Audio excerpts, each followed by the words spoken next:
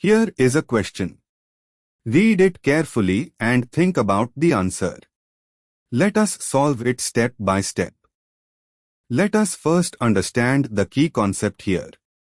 For AC is equal to C to show geometrical isomerism, neither sp2 carbon should have two identical groups attached to it.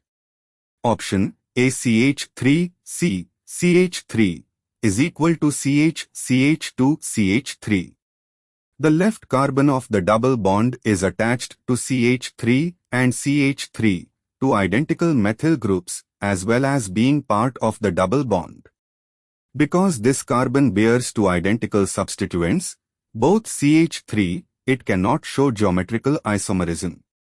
This is the compound that will not show geometrical isomerism. Option B CH3, CH, CH3. CH is equal to CH, CH2, CH3.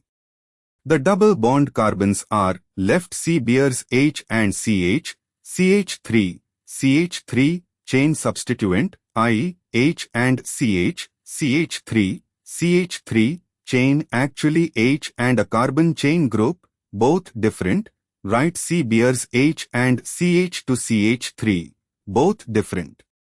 So both double bond carbons have two different groups shows geometrical isomerism. Option C CH3, CH is equal to CH, CH3. Left C of double bond, CH3 and H, different.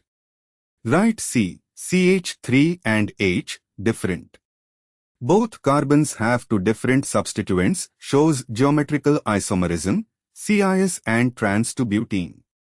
Option D CH3, CH2, CH is equal to CH, CH2, CH3. Left C, H and CH to CH3, different. Right C, H and CH to CH3, different. Shows geometrical isomerism. Only option A has a double bond carbon bearing two identical groups to CH3 groups on the same sp2 carbon, so it cannot exhibit geometrical isomerism. Therefore, the correct answer is A. Therefore, the correct answer is option A.